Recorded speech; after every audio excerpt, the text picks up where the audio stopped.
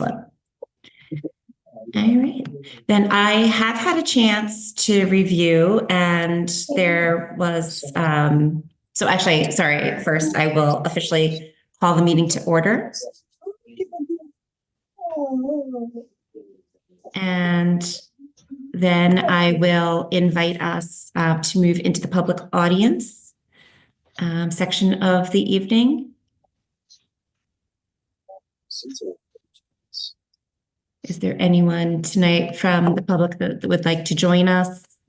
Have any questions, comments?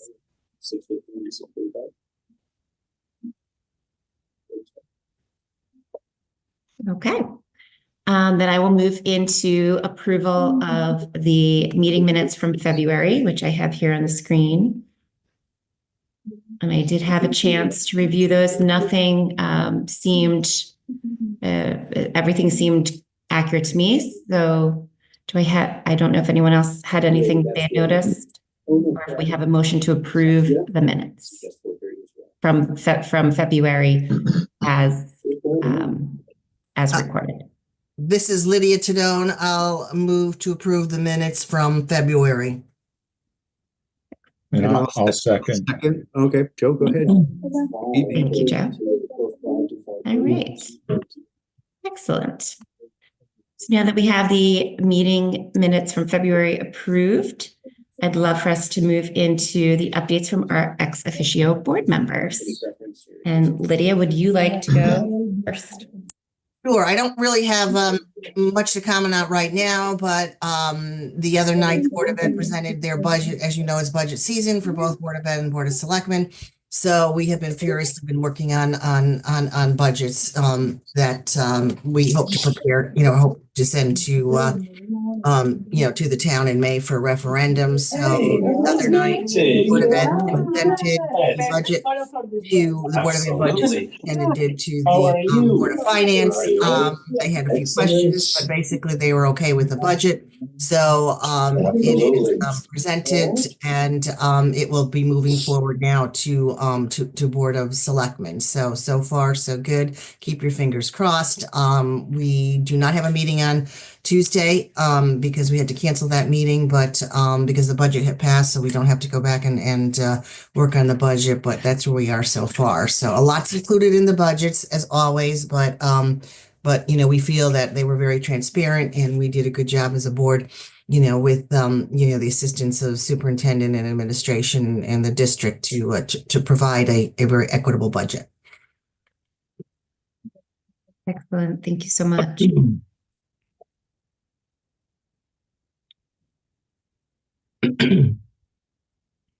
And then who would like to go next?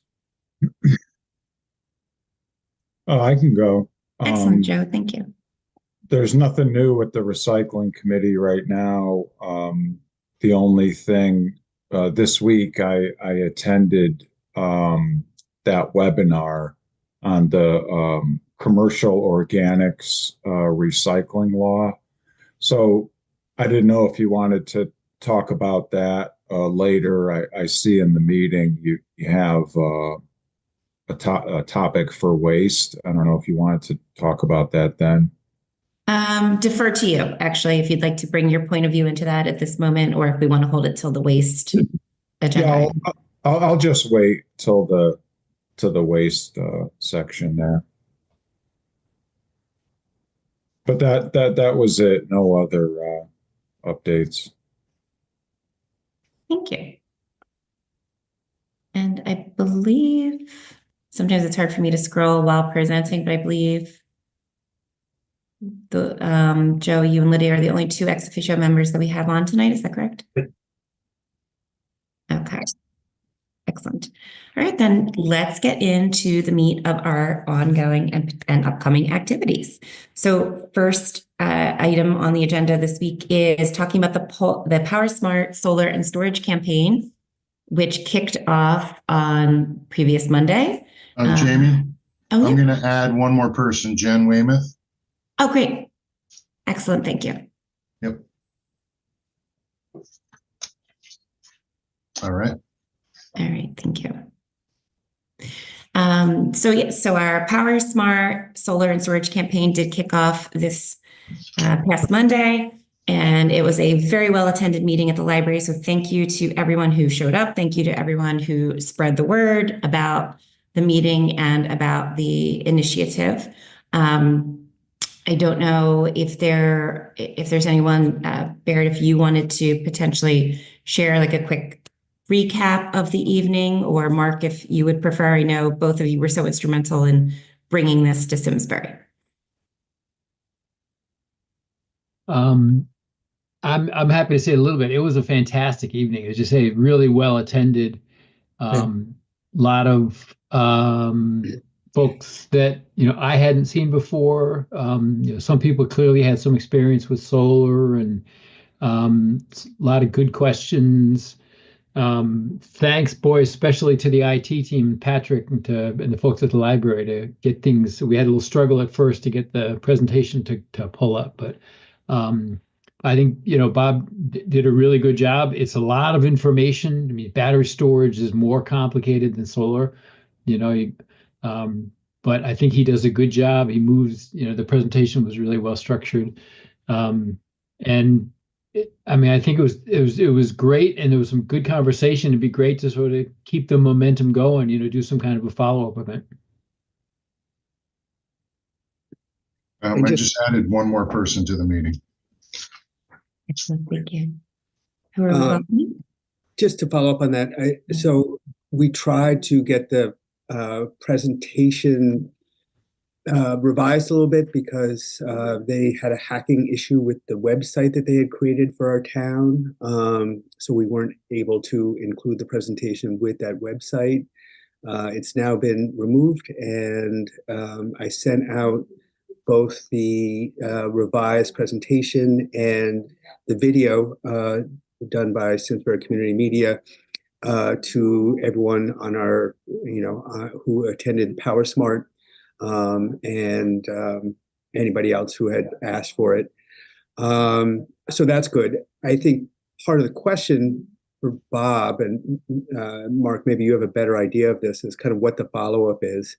I know for the sustainability fair, obviously we have some solar and battery storage people coming.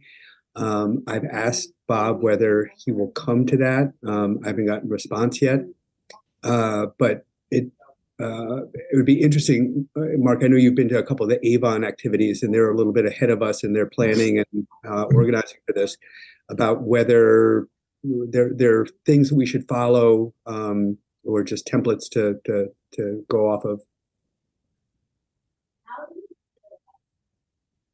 Yeah, I went to the kickoff for Avon, which was very similar to ours, but we did have more people.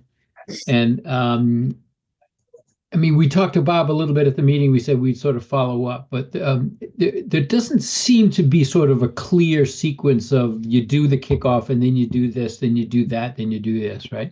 So I think, Bear, where did we leave off with him or someone at the fair? I've invited him, and I just he hasn't responded yet. Okay. Yep.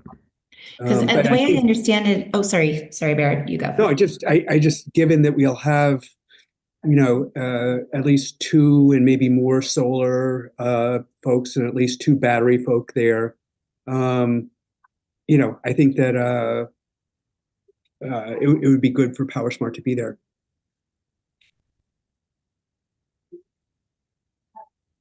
Yeah, and I we talked a little bit. I think it is a little. It was a lot of information the other night, and I think it would be great. I think one thing, we just want to have a conversation with Bob, and again, so this is the 4th round, I think, right? There must be some interesting other ideas to help raise awareness. We talked about this. I don't think a tour of somebody's battery is going to be particularly interesting. I think maybe some kind of a follow-up event where if we can do it fairly and according to all of the rules, maybe invite a handful of solar and battery companies, set up a little mini trade show, and set up some tables so people can kind of bring their electric bills and bring their gas bill or something, and a couple of us can help, pull down the website. And I don't know. I mean, I'm just kind of blue Yeah. skying, but I think something like that would be more valuable, than looking at somebody's battery. Yeah. One follow-up activity we do have is, and just Lydia, I know you were interested in this, that there is going to be a tour of the dormitory at Ethel Walker That's right. on March 22nd, which is a Saturday at 10 a.m. Right. And there is a Google form which I can, I can share with people here. It's been sent out in different places, but anyway, it should be a wonderful event. Yeah. I'm looking forward to attending. That should be very interesting. Okay, but you have to sign up quickly because I'm only taking. We can only take. Okay. All right. Oh, geez. Okay, I will go back to. You must have sent No, it out. I'm gonna put the link in the chat right now. Buried it. Oh yeah. Bear, did you say it's this Saturday? It's Saturday the 22nd. Oh, second. Thank you. You have me on the list already, right, Baird? Well, let me see. Okay. I have two that's good. Scullys and one BEB sustainability. So Brian Burkhardt. Okay. I'll make sure then they've gone into the Google Doc. I know that this Power Smart program is a 20-week campaign, 2020. So we do have like a certain amount of time. Once that 20-week window is closed, what happens then? Is it that, people will lose access to some of these discounts, or is it simply that what does happen at the end of the 20 weeks? In terms of the program, the official program, Power Smart, it ends, but the broader energy storage solutions program, the thing that people sign up for when they buy a battery, that will continue, right? Okay. And I think the idea is whenever you do these campaigns, you want to put some kind of an end date on it, right? But Sure, no, exactly. nothing goes away. There's no discounts or anything that disappear. Okay. Maybe we don't have access to Bob and questions, but that's about it. The only reason why I asked that is because I wanted to be sure if we're really leaning into it in May at the fair, that it's not too close to that end of the window, that people wouldn't lose access to the discounts. But as long as that's not the case, then that's great. Okay. And I love the chat that's happening now about how do we potentially get green power for the actual fair itself in the library. Like these are great questions. So, I could say that could definitely be something that if folks here want to kind of brainstorm options, we could approach the library and see, what may or may not be possible. I'm not really actively monitoring the chat at the moment, but certainly something that we could talk about and potentially as we get deeper into the fair planning, see if there's anything feasible. All right. Which actually then, unless there's any other questions about the Power Smart Solar, we can move right into chatting about the Sustainability Fair. Great. Jamie, can you put the minutes up? Yep. Oh, hold on, it's being a little picky. There we go. I don't know if I was, but Jamie, I don't know if you said you didn't monitor the chat, but it may be possible to hook up a solar battery generator to the fair. I've been working on creating something like that, so I can share my plans with you guys, and maybe it'd be something the town we might be interested in all doing together. Very interested to hear more. Yeah. Yeah. We could even maybe get, I'm not saying it would power it, but we didn't do this last year where you have like the bicycling and you actually are generating the power from bicycling. People can see firsthand what it takes to generate power sometimes. Yeah, I don't know how much power the fair would need, but I think, what I'm working on, we could do, 80 to 100 kilowatts of power and then have some kind of backup in case we go over that. Mark, just so you can think about it, we use one large room, the very large room on the first floor of the library, and then we're going to use one smaller room for the kids. And then we have many activities outside that don't need electricity. So the only power we would need would be for those two rooms in the library, and some way to hook up to the library system. And I don't know how you would do that. It would probably be easier just to power the whole library for how many hours does this run? 4 hours.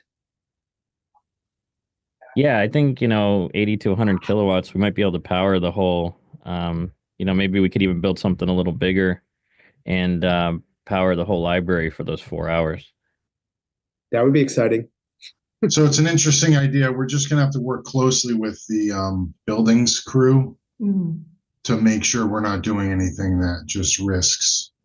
Well, one, can it be done? And two, how would you do it? And three, let's not risk anything at the building. I mean, you might be able to. This is not as ambitious a project, but the food truck, instead of using a gas generator to power, maybe they could use a solar battery. And I'm just curious, Mark, you wrote solar battery generator. Is it a solar and a battery?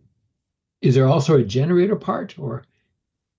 Well, the idea I had has a backup generator that is actually diesel, but as far as battery storage on board, like I said, it has 80 to 100 kilowatts, and it's powered by sitting there in the sun. Obviously, I have to be charged up before we go there, but that I don't see the library using more than that in those 4 hours. Average house is 30 to 40, well, probably about 40 to 50 kilowatts a day, the way we all use stuff now. Yeah, I'm just guessing the logistics of taking the power over for a town building is going to be challenging. But I personally, one of my pet peeves is these food trucks that run these smelly engines. So again, if there's a way of providing backup power for some outdoor stuff, and maybe even a display, where people can walk by and see how the thing works, that seems more feasible to me than trying to do some kind of a power hookup to the building. But yeah, that would be cool too. I mean, if we can't get, like you said, we can't get the more ambitious idea, also, I'm going to try to have it broadcast internet so that they don't have to worry about the I don't know how many food trucks it is, but they don't have to worry about the charge machines or anything like that not being able to connect to the internet. And if you're still building this thing, I mean, I would say the solar and battery combination would be huge, right? I think it becomes less interesting if we've got a gas generator attached, but I mean, that could You're be the second really person that's told me that, and I just did that because I was thinking about I wanted to eventually pitch to the town the idea of powering the concerts with it, and then the concerts can't go out. Worst case scenario, I just don't know how much power. We'd have to figure out how much power they actually use. So, like I said, the library, I wouldn't be worried about the backup generator kicking on at all, but a concert maybe. But yeah, you're the second person to tell me that I should just leave off the gas engine completely. Like maybe have somebody suggested maybe have it like in the back of a pickup truck or something like that in case we need it, but don't have it on the actual machine. So I'm definitely considering that. Great. Of course, defer to our friends, in the engineering departments as the idea becomes fleshed out to run that and see what's feasible and it sounds really interesting. Yeah, I'm happy to brief the buildings group since I sit near them and work with them on a daily basis. My guess is if I present to them taking the library offline and powering it through an alternate source, maybe that's a long-term thing that can be looked at, but there's probably, like you said, Jamie, a lot of engineering there and concerns for equipment and stuff like that. Yeah, I think if I know the folks who run the food truck, they are very green conscious that they might be interested. And Brian, I'll pass along their contact information and check with them to see whether there's something that would fly with them. Oh, I'm sorry, Mark. I can pass along to you. interesting. Great. And then speaking of the food truck, so it looks like G Monkey is confirmed here on the list that you have. So Baird, take us through this. This is really exciting to see. Yeah, so we met last Tuesday, and I think we're up to about 24, 25 groups that are coming. And the concept is basically this. It's very similar to last year, that we have the Friends of Simsbury Public Library room, which is a large room with lots of tables for vendors and different environmental groups doing education. And then we have a large tent for a few groups. Can you just scroll down, Jamie? Yeah. The layout, keep going way down. Okay. I put the layout of it way at the bottom. Keep Okay. going. So this would be the layout of We the want to be here. FSL room. And we still have a couple groups we haven't reached out to. But so there would be sets of tables, people coming around, getting information, getting educated, making connections, and can you go down a little bit more? Yeah. So that's the big room. And then we have a big tent, just like last year. And Holcomb Farm will be selling plants. The Bionutrient Food Association will be giving out free seeds. Levo International will be doing its cool stuff with hydroponics. Wolfworks will be doing its stuff on sustainable architecture. And then we have a littler tent for sets of short workshops, so like half an hour workshops. So Susan Van Cleef is helping to get something on native birds by the Roaring Brooks Nature Center. And Mark, hopefully we can spend $250 on that because that's what it costs. And then I got turned down by the Raising Chickens guy who spoke at the library on Tuesday of this week. So I have to go and find another person. I have a beekeeper coming 11:30. Nancy Grandin is trying to find a composter. And then we have identifying invasive plant activity where people are going to go to the forest in the back and find that. And then keep going down, if you would, just a little bit more. So, and then we have a kids room and there's a group of people working on that. And that's pretty much defined. They just don't have times for it yet. So we should have that within a couple of days. And we're hoping by our next meeting, which is March 18th at the library at 3:30 for anyone who's interested, to finalize the program so that Sin Thomas, who does the layout of all the publicity, can do her publicity. And of course, we'll have G Monkey out front in the parking lot selling all kinds of organic food, wonderful organic food. They're just great food. So that's where we're at. We've still got some more to do, but we're in a pretty good place. Awesome. This is huge. And how are you doing for support on the planning? Do you need more hands? Certainly the day of, we need Okay. all hands on deck, just like last year. Sure. But right now, Susan Van Cleef and Joe and Mark and I have, I think, been able to handle it. Great. Thank you all very much.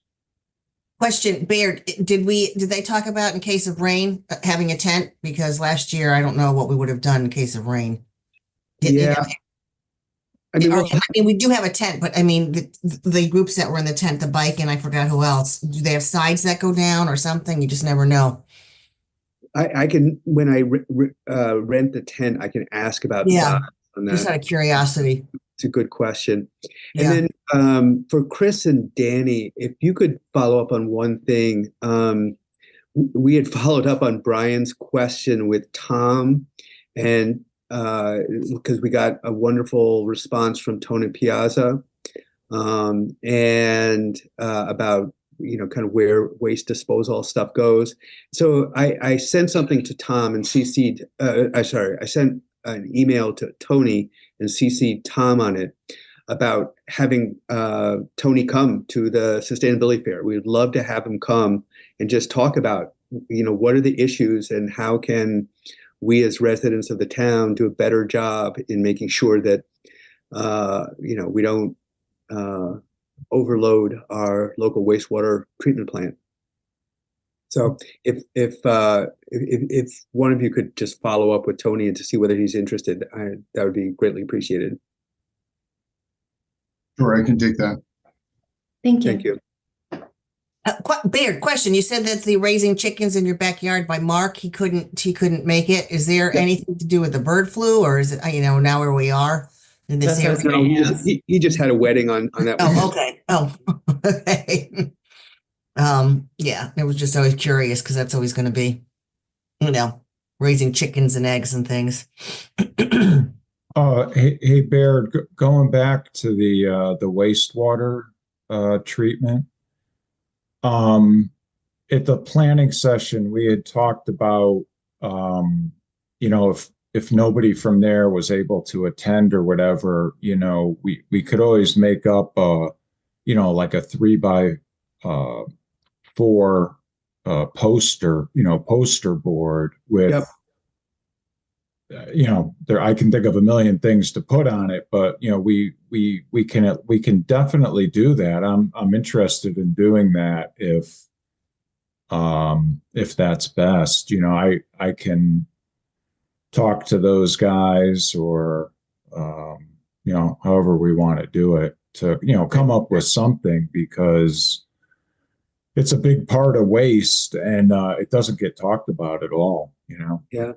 Well, Joe, can you follow up with Chris in case Tony is not able to come or someone from the wastewater treatment is able to come? I think it would be great if you wanted to get some information and put on a poster. I think that'd be great.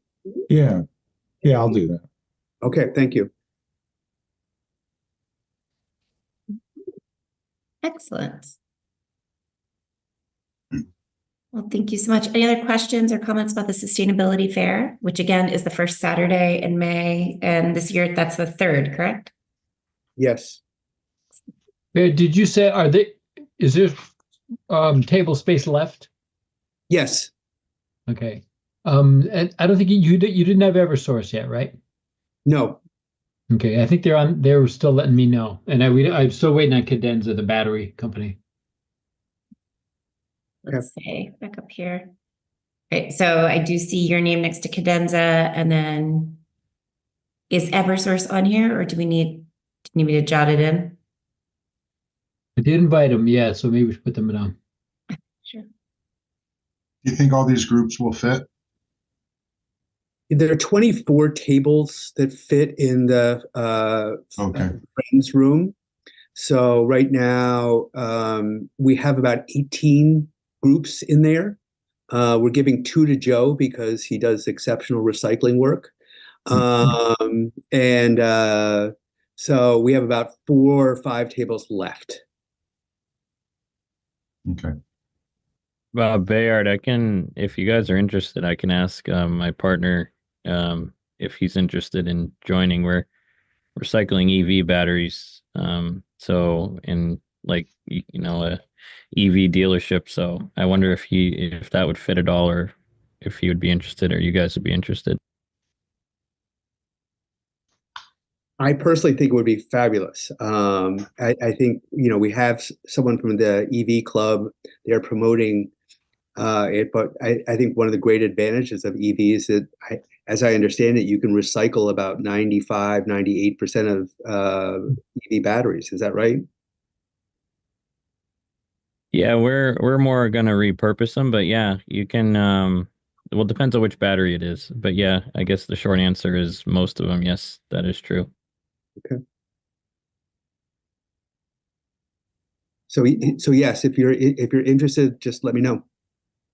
I just have to talk to my business partner, see, because we're still like really new. We haven't even actually finished our location. It's hopefully going to be done this month. And you said this is happening in May? Yes, So I'll talk to him soon, and I'll. You want me to just message you? sure. Okay, thanks. Thanks. Hey, Mark, I'm probably, showing my naivety, but I don't think we've met. What is cut the cord? That just like around town, I've helped a lot of people like in their houses. So that's why I just say like people call me the cut the cord guy. So I just that's why I put that on there, and it didn't mean to necessarily have it on for this meeting. I just it's on there for my Zoom stuff. Got it. Cut the cord in which way? Can you expound more, like TV cords or any kind of cord, or just, physical cords, or? TV and power. So, I would show people how to, cut the cord mostly from cable internet, and then also now we're showing people how to cut the cord like completely from like live off grid on Comcast. I got it. Got it. Okay, good to know. So, and you said you're a new business here in town, or? Well, I'm starting a new business in town, but I've been in business doing the cut the cord stuff for about 7 years now. Great. Good to know. Thank you. Great. Before we move off of the sustainability fair, I just want to verify that we're in shape. I'm looking at your timeline here on the banner permits, because I know publicity was a huge factor in us getting such a good showing last year, as well as weather. Fingers crossed for that this year. So any reason to think that is everything tracking on time for the banner permits and such? The permit has been submitted. We already have the okay. Our banner is going to be up on Hot Meadow from April 14th to 28th. Some Great. other group had already taken the days right before it, but we'll be up for 2 weeks. And Joe's working on a sticker to put on our last year's banner. And yeah, so we're in really good place with the permits. We're way ahead of last year.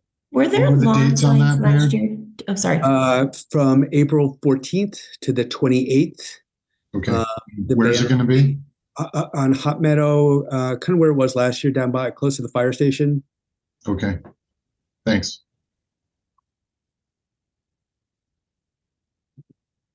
Sorry, Were there Jamie. lawn signs last year too, or am I misremembering? Yeah, We did. Actually, we did. The banner goes across the Yep. street, like all the banners. Yeah. Banner. And we did have lawn signs, because I Did we still still? have mine. Yep. yeah, Change yeah. the date. I still have mine too, and I think who else has some? Mark and I have a few. yeah. So yeah, we're gonna have to redeploy those. I'm not sure if we wanted to order more, but I think we had enough last year. Yeah. It's easy just to, change the date on it. Just copy Joe, something. can you make little stickers for those? Yeah, I was just thinking of that when Lydia said that. Yeah, let me take that as an action item. I'll get some stickers for them. Yeah. Thank you kindly. And then I just want to verify, Baird, I think you did say it, but I want to put the point to it, and I see it here. We need to have everyone sort of that if we're going to have it included in the flyer, whoever's going to be there needs to be confirmed in time for the 18th, correct? So that we can get the flyer printed accurately. What Sin said was she needs the most of it. She's able to make adjustments later on. Okay, like tweaks. But as much as possible by the 18th. Okay, great. All right, thank you. All right. That's the 18th of March. What's that?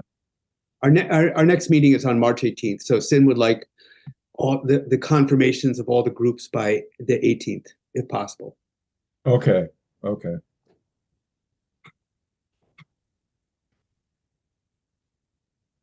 Great. Anything else related to sustainability fair? No? All right, let's move into waste. Joe, did you want to kick us off by taking us through a recap of the webinar. Yep. Just writing down a note here. Yeah, on Tuesday, the webinar with Deep and the Center for Ecotechnology. New acronym alert, CORAL, Commercial Organic Recycling Law. That's what it was all about. And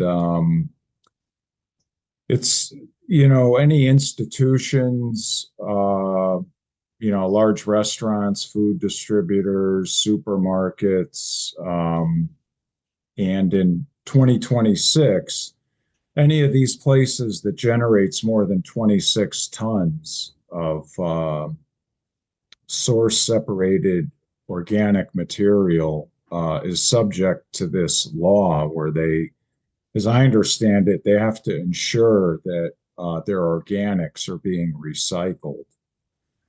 Now the schools, again, like I said, as I understand it, they're not going to be subject to this till 2026.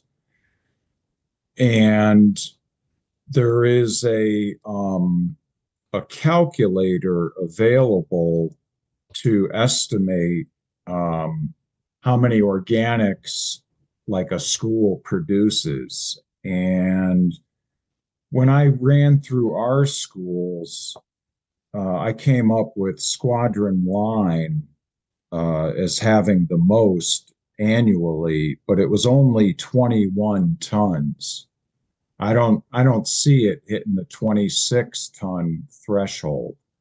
So, I mean,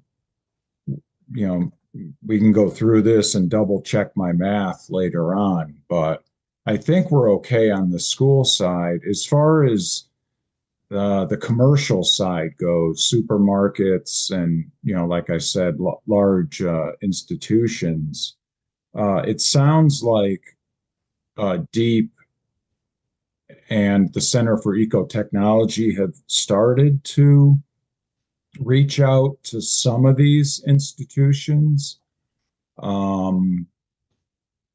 I'm not sure exactly how they came up with a list on, who to target first, but that's underway. I'm not sure who, if there's any institutions in Simsbury that have been approached yet. So, the Center for Ecotechnology, they're there to provide assistance, and, they can do waste reduction assessments. We kind of know a lot about CET already. And, the services we've talked about and what they've offered, it's kind of the same suite of tools for these institutions that are identified, to have to comply with this law. There's also some grant programs out there for any institutions that are subject to this law. And, I mentioned the estimator tool. For schools, it's pretty easy. It's just based on the number of students, and whether they're elementary school, middle school, or high school. There's just some real simple math to do. But the estimator, there's also a part of the estimator tool is for like restaurants, and you're supposed to figure out like, what size dumpster they have, how many employees do they have, how many meals do they serve, things like that. So the estimator tool is a little, it's a little more clunky for, restaurants. So that's, I think that's the high points that I got out of the webinar. I'm not sure if anyone else on here attended it.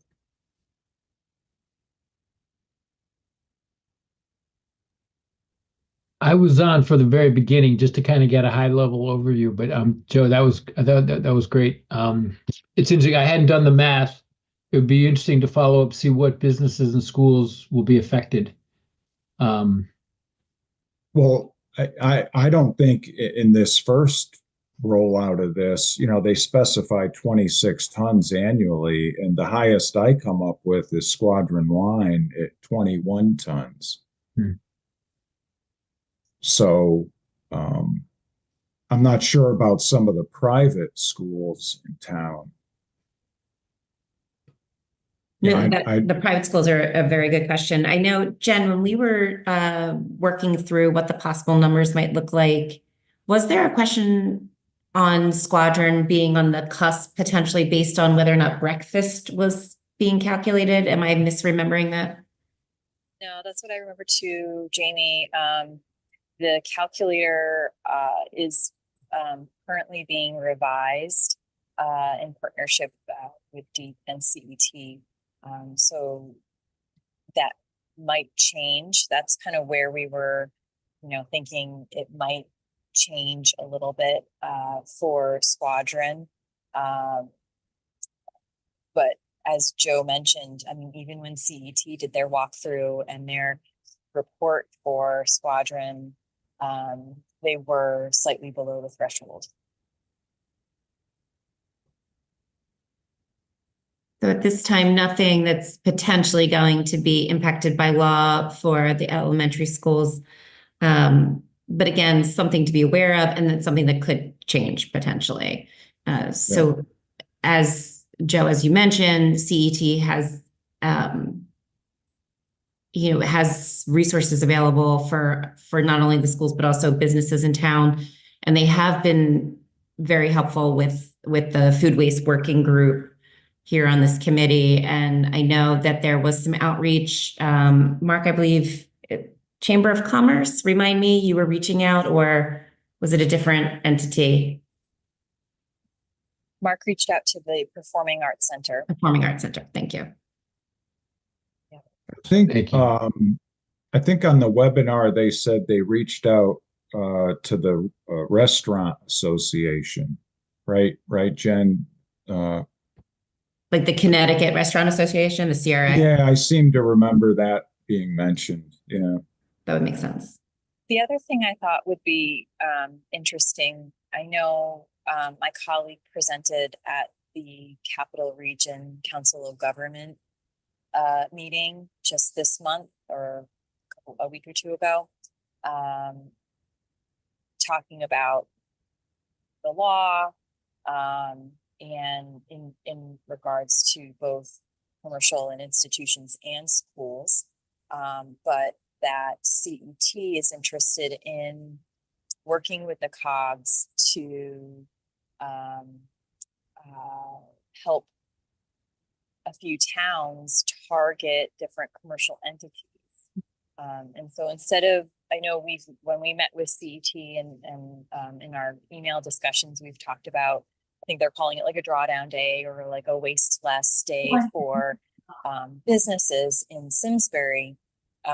This would be more in partnership with the COG and a few towns that were interested in kind of helping feed CET with contacts for interested commercial entities in our town. So I thought it would be interesting to hear how that meeting went.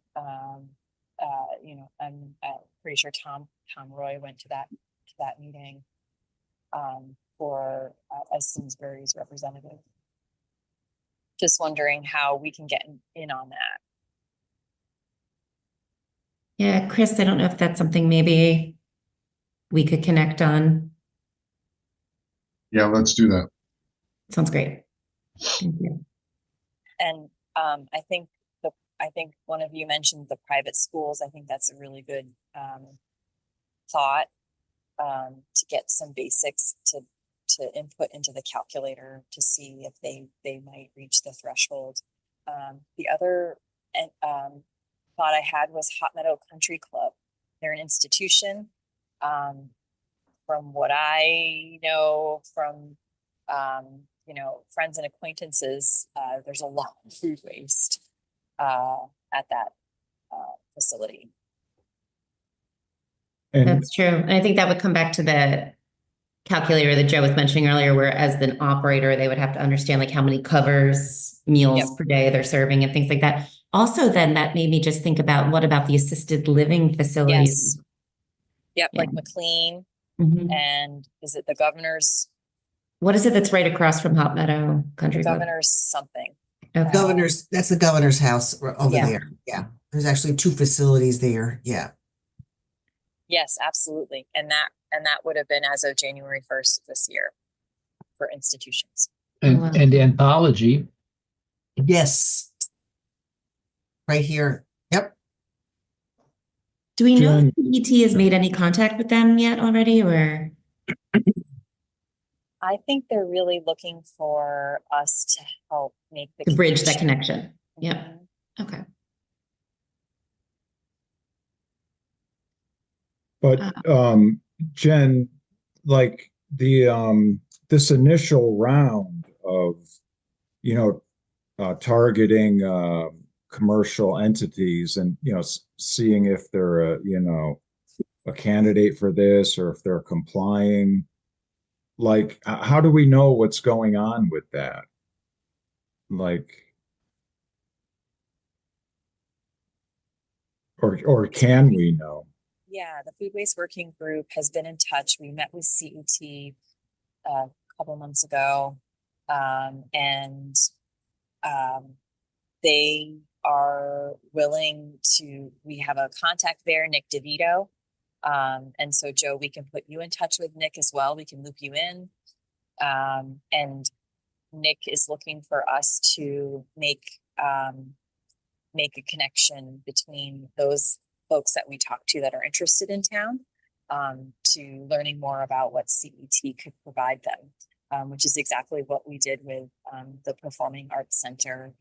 Mark reached out because he has a contact there, and then we emailed CET to loop them in so that they can make the direct connection. They even But- mentioned that they're open to having and Jen sort of alluded to this a little bit earlier. They are open to having like a roundtable discussion or something for the business owners here in town. So we could, as a committee, advertise to businesses that we think are likely to fall into this, like, the homes that we mentioned, the residences that we mentioned, and the dormitories and country club, et cetera, and say, hey, on this date, we're bringing CET to talk through what this law means, what the implications are. And they're even willing, if stars align, to piggyback that with same day visits. So they might be able to, do a little bit of a roundtable discussion with the business owners, kind of answer some, frequently asked questions, and then even go on site and do a quick visit to see where the businesses might or may not fall in under this law, and what assistance they may or may not be able to receive or need. And this is something that we could also just take. So we could do this as a one-stop shop and an activity, although of course for all of the businesses to have a day that works for them is probably unlikely, right? And so the other way around, and it might be the more pragmatic way, although much more work on CET's end, is to do more one-on-one of, hi, let's connect you to our contact at CET. And Mark, I see you've got your hand raised. I was just wondering if, I think, Jamie, you were asking earlier in an email about our membership. We're supposed to have an ex officio member from Economic Development Commission. And this might be the type of activity you'd want to collaborate with them on. And I know for a while, like we had Bob Crowther as our ex officio member for a while, and I don't know a lot of details, but I think the commission kind of went through some turnover and maybe rebuilding. I don't know if anybody knows anybody on that commission. I can put the link, but even if we don't get a permanent member, this might be the kind of thing we could team up with, I know they did some roundtables a few years ago, do one for restaurants and one for offices or, the healthcare facility, whatever. So just a thought that we might reach out to the EDC and at least for this issue, have someone to work with and maybe get an ex officio member. I love that. Chris, is that something that we would do together? How would that? That I'm not sure of. Okay. How that works, who invites people and all that. Jamie, I think we could do that. We could, put I'll put the link in the chat here. We can see who the membership is. I don't really know too many people on there. It's gone through some changes over the past couple of years. You're right, Mark. It has. It used to be very active, but it's just gone through some different changes. Do you know what's going on there now? Everybody, so yeah, it's gone through some different changes. It used to be a very, very strong, committee of the town, and but I'm not quite sure where they are right now. But I will. Here we are. Let me see. Who's on that committee?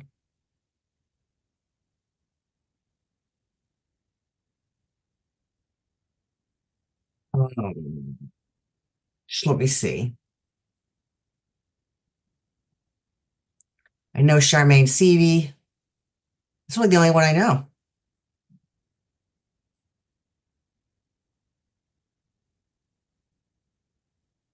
maybe we can put our heads together, and if anyone, and we can see who we can recruit in to be at least a partner in this particular initiative to help our local businesses through this new state law. And on the best outcome would be that we actually get a new ex officio member fully. Great. Anything else related to waste at this time?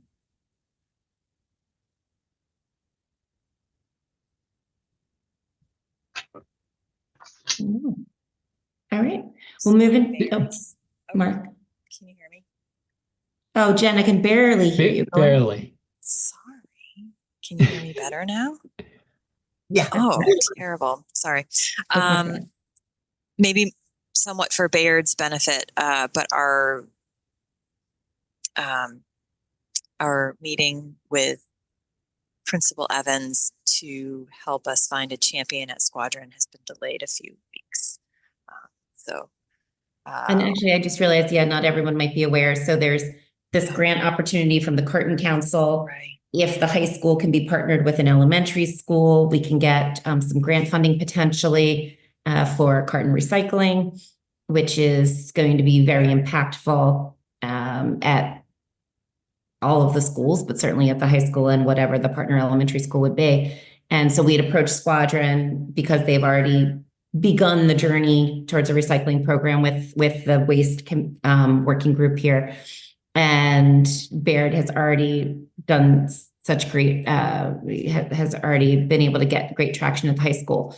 So there was going to be a next step where we were going to meet actually earlier today to really kick that off. We were going to have a faculty member that would be working hand in glove with us at Squadron Line. And we were going to get the Take Action Committee, the student group involved and student council involved. And unfortunately, something did come up and that meeting has been postponed tentatively to the 20th, I want to say. But there's some challenges on that date. So apologies, Bayard. I appreciate your patience on that one. I know it's got to be, there's always so much going on at an elementary school. I'm sure it's tough to fit these things in.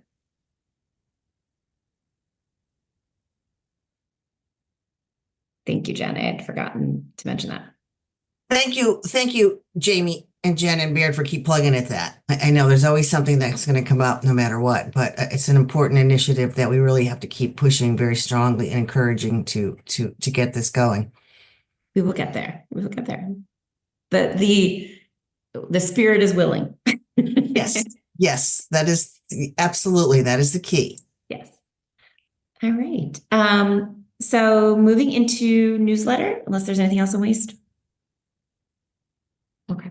So on the newsletter, we have taken a brief hiatus in the month of March. We will return in the month of April with a great deal from our friends at the Pollinator Pathway as people get ready for spring gardening. This should be a fantastic moment in time. Bear, did you want to share any updates, or did you want me to continue?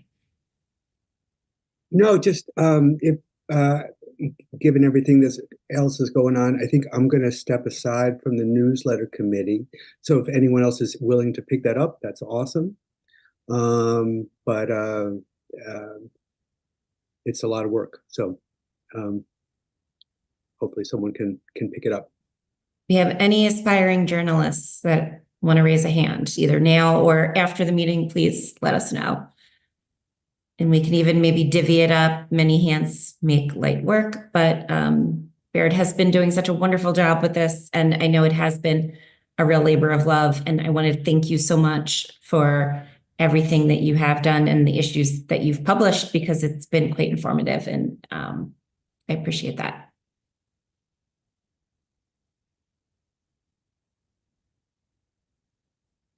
All right. Anything else in newsletter at this time? All right, we'll move into the energy sustainability plan and committee goals. The energy piece, Mark, do you want to remind me where we are on that? I'm still trying to get my notes in order as we move forward.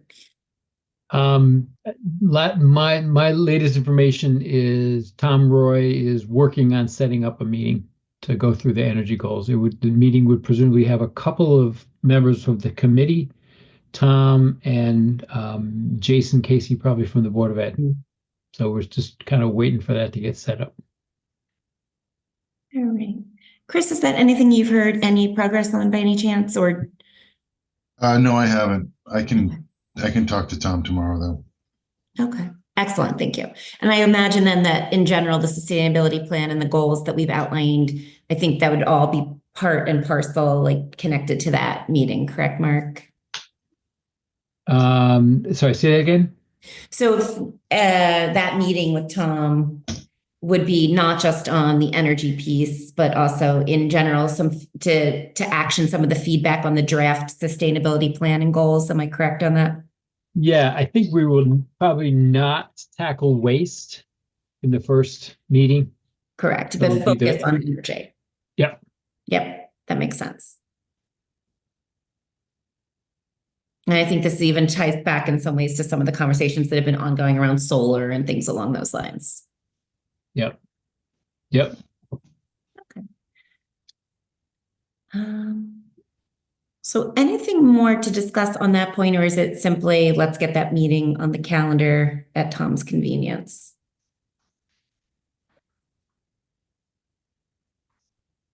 We're kind of waiting on that. We do have some feedback. Baird, we had the plan in the newsletter. We got 2 comments back from citizens, so we should respond to them. But I think it might be good in the context of that meeting, maybe to address those as well. Perfect. Thank you. That's a great build.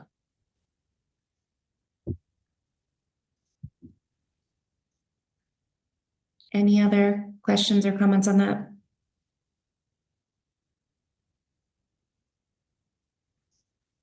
All right, we can move into open forum. Well, I'll just share with you. I'll send you. I just got a little while ago or today. I get all these emails. Massachusetts DEP invites to attend a webinar on lead in drinking water. Now, this is really for school purposes, but this is the first time I've received something from Mass DEP about drinking water programs. So I will forward this. It's free. It's Tuesday, 10 to 11 a.m. But I will forward this to you for your interest, for the Sustainability Committee and anyone that is interested, and forward this also to Superintendent's Office and Facility Manager's Office. So it's the first time I've got this from Massachusetts DEP. So it's very interesting. I don't know how much it would apply to us here in Simsbury in our community, but it's always interesting to hear what they have to say. Well, thank you. I appreciate that, especially as Aquarian had recently sent, I don't know if anyone else here got the Aquarian letter about you may have said, we don't know. That letter that went around town. Did anyone else get that? Yeah, you're making me Yes. nervous. Yeah, I got it, and I was a little worried by it. So if you have any more information on that, that would be Yeah, not yet. That's on my refrigerator and I haven't actioned that yet as a well, keep me private homeowner. posted, please. Will do. Yeah, we got one, and there's a QR code in there, or there's a website you can go, and it asks, I mean, basically what each of us needs to do if you have water pipes, city water pipes coming into your building, is to go look where they enter the building. And they've got a little guide with pictures and suggestions to how to determine what is the material of the pipe coming in from the outside. You can scratch it, you take a magnet and scratch it and see what color it is. So it's really not that hard. It took me a long time to get to it. Once I did it, it was actually pretty quick. And if anybody, I know I was happened to be sitting at a Board of Selectmen meeting a couple of months ago when George Logan, who I think is with Aquarian, Yeah, he's with right? Right. Sort of explained the whole process, right? But so it's actually fairly quick. You got to go to where your building pipes come in and see if you can clear stuff away and get a good view. See if it's copper. See if it's galvanized steel. See if it's brass. Great. Thank you. I appreciate that. Yeah, thanks for that. I'll check it tonight. Interesting. Well, I'm on a well, so I don't really have to worry about that, but it'd be interesting to hear from others, on the call, on the Zoom from around town, what they have. And the next steps, of course, what will happen. Okay. Well, thank you for forwarding that email, Lydia. Yeah, I'll do that. I have that somewhere. I'll find it and then I'll send it off to you. So just be very interesting. Great. Anything else? Just one more thing on waste. I don't know if anyone can confirm, but I heard a rumor that All Waste was merging with Payne's. Yeah. Yeah. They are. It's So been in the making. We're going to be down to one private hauler. Yeah. I think it's been in the making for a while, and it's just a matter of the exact date and time that they were going to do that. But it's happening. It's for real. So we received our bill at home today, and USA's logo is side by side with Payne's on the bill. Yeah. Wow. Saw that, right? It's happened, I think. Yeah, it's already happened. And I know the deal happened back in December, but the rollout, it sounds like it's already happening. And remind me, have we certified, is that the correct term, certifying the hauler as a town? Has the towns, I mean, I know that they're the two that have been operating for ages, but have they actually been, am I using that term correctly, certified? I don't know what we do to vet a supplier like that. I'm not sure how they became our supplier. I'm not questioning it. I just don't know the process. No, that's fine. I haven't come across it in the 6 weeks I've been here. The other thing is, did they report any stats back to the town? That's just something to keep in your mind if you ever deal with them. I think their certified haulers are supposed to provide, tonnage reports, I think, to the town. We do that for the bulky waste facility. Mm-hmm. That's part of our contract with the bulky waste, but I'm not sure if we even have a contract because it's not a town provided service. Right. So this may just be a commercial entity operating in town. Mm-hmm. So state law, we've definitely talked about this before, and it's a part of our energy and waste plan.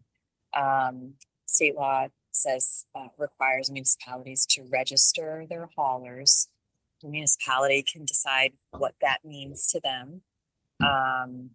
And to Joe's point, it does make sense for the municipality to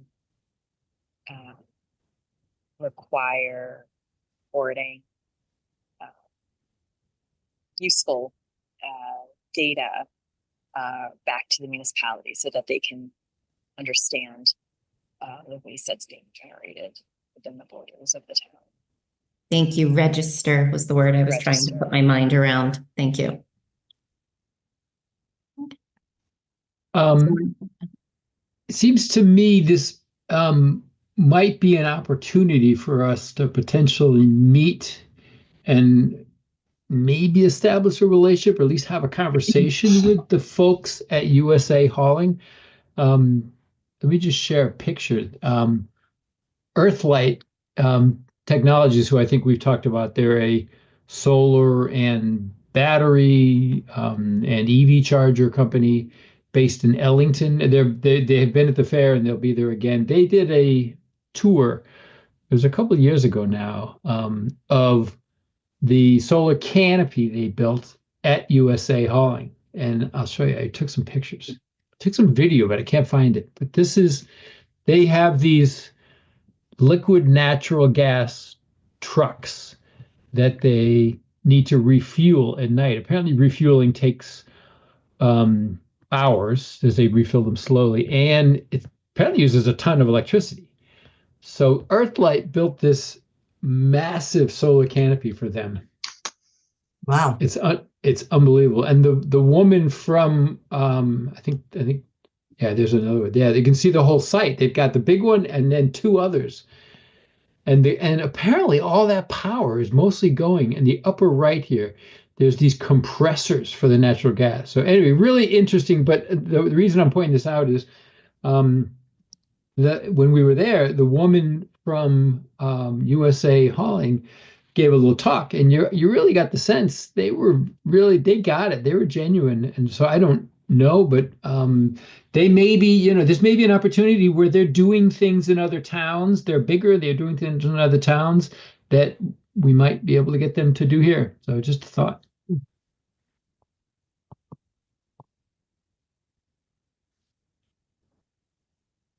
Maybe at some point we could have them, once we establish a connection, even have them, come to one of our meetings and discuss what's coming on, early on.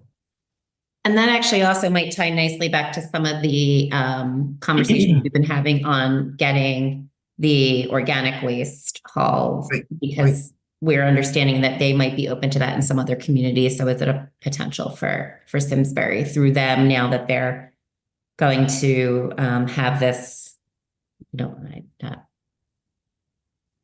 presence in the town? Oh.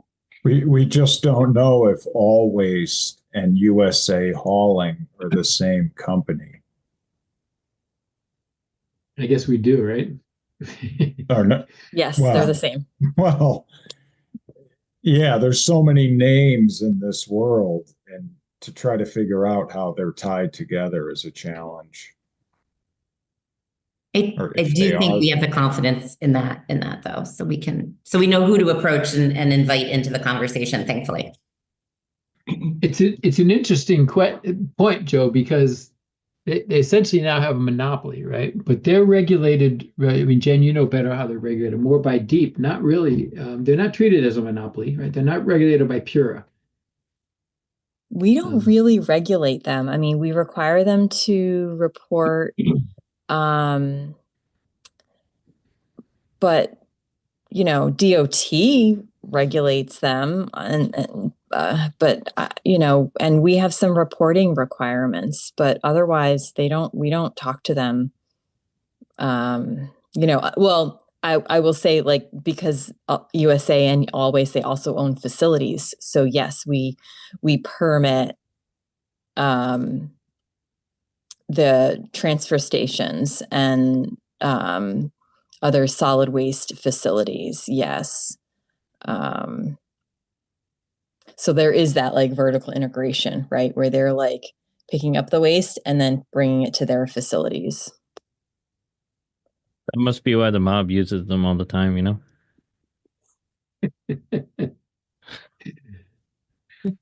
Great analogy. I'm not necessarily saying here, but it just makes sense if they're not a very well regulated entity, No Okay. comment. Anything else for the open comment period? Excellent. Then do I have a meeting to adjourn the meeting? Or do I have a motion to adjourn the meeting? I'll make a motion to adjourn the meeting tonight. Thank you. Do I have a second? Thank you, everybody. Do I Great. have a second? Thank you, Jeff. Second. Okay, all those in favor? Aye. Aye. Bye. All right, excellent. Great. Then thank you all very much and have a very good evening. Bye-bye. Thank you. Thanks, Jamie. Thank you. Good night. Thank you. Bye. For over 40 years, SCM has been the voice of our town, bringing us together through local programming, education, and live broadcasts. SEM isn't just about television. It's about empowering our community, ensuring our voices are heard during government meetings, and celebrating milestones like our high school graduations. But today, SEM faces a challenge. Our funding structure is based on television subscriptions, and it's no secret people have been cutting the cord. With a shift to internet-only subscriptions, SEM receives less revenue, even though all our programming is freely available online. We need your support. We need your support. We need your support. We need your support. We need your support. Your donation can make a difference. It will ensure that SCM remains open, continues to educate our youth, and keeps our community informed. Thanks to SCM, I've been honing my creative skills, helping me work towards my college degree. SCM is crucial for keeping our community connected. SCM isn't just here to broadcast local events. They're actually preserving Simsbury's history. Join us in preserving Simsbury's voice. Simsbury's voice. Together we can ensure that SCM continues to thrive for generations to come. Visit our website or scan the QR code on your screen to make your donation. Every contribution counts. Thank you for supporting Simsbury Community Media, where your town, your schools, and your government come together.